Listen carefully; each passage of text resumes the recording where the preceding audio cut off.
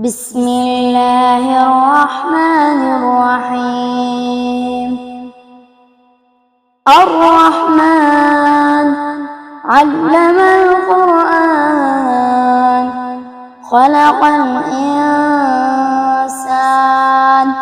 علمه البيان.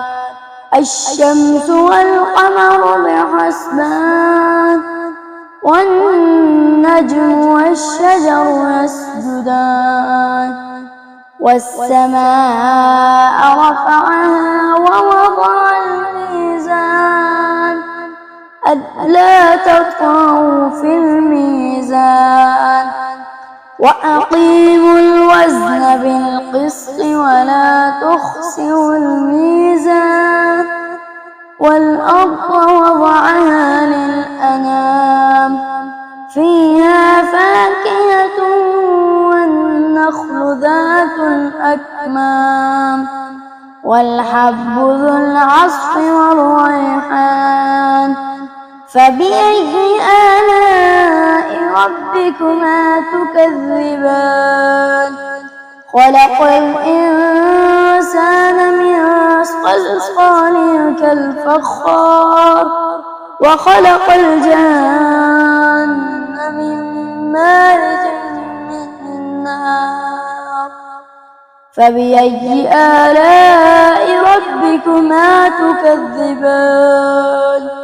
رب المشرقين ورب المغربين. فبأي آلاء ربكما تكذبان؟ مرج البحرين يلتقيان بينهما برزخ لا يبغيان. فبأي آلاء ربكما تكذبان؟ يخرج منهما اللؤلؤ والمرجان. فبأي آلاء ربكما تكذبان؟ وله الجوار المنشآت في البحر كالأعلام. فبأي آلاء ربكما تكذبان؟ كل من عليها فان ويبقى وجه ربك ذو الجلال والإكرام. فبأي آلاء ربكما تكذبان؟ يسأله من في السماوات والأرض كل يوم هو في شأن. فبأي آلاء ربكما تكذبان؟ سنفرغ لكم أيها الثقلان.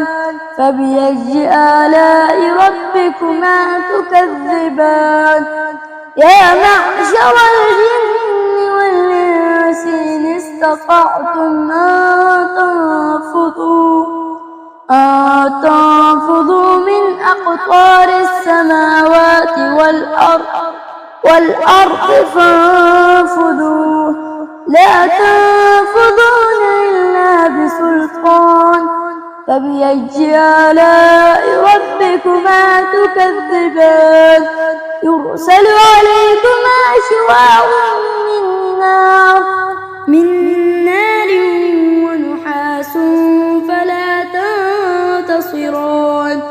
فبأي آلاء ربكما تكذبان؟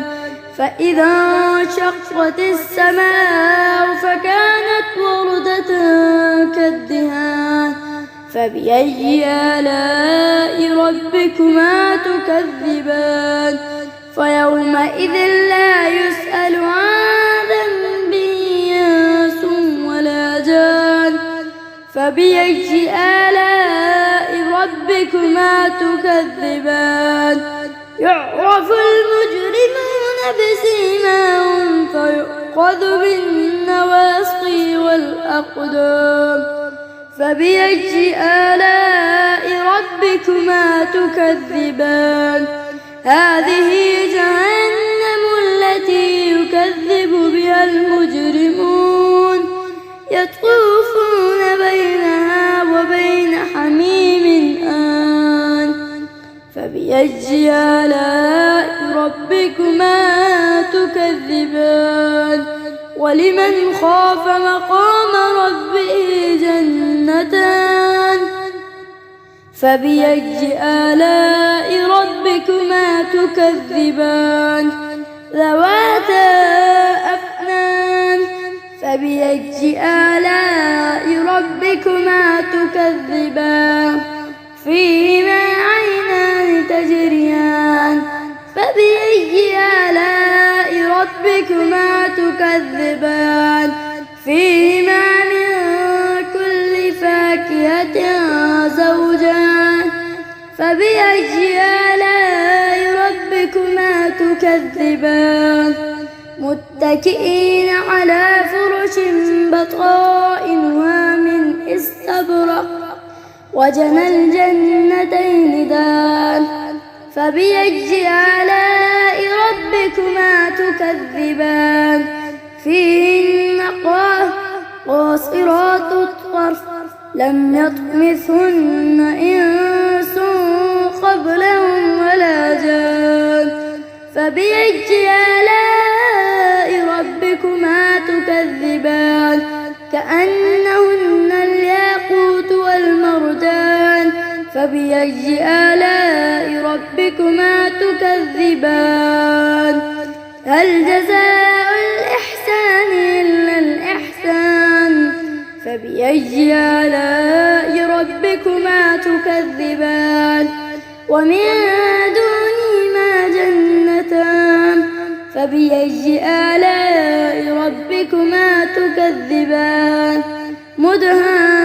مدهامتان فبأي آلاء ربكما تكذبان فيهما عينان نضاختان فبأي آلاء ربكما تكذبان فيهما فاكهة ونخل والرمان فبأي آلاء ربكما تكذبان فيهن خيرات حسان فبأي آلاء ربكما تكذبان حور مقصورات في الخيام فبأي آلاء ربكما تكذبان لم يطمثهن إنس قبلهم ولا جان فبأي آلاء ربكما تكذبان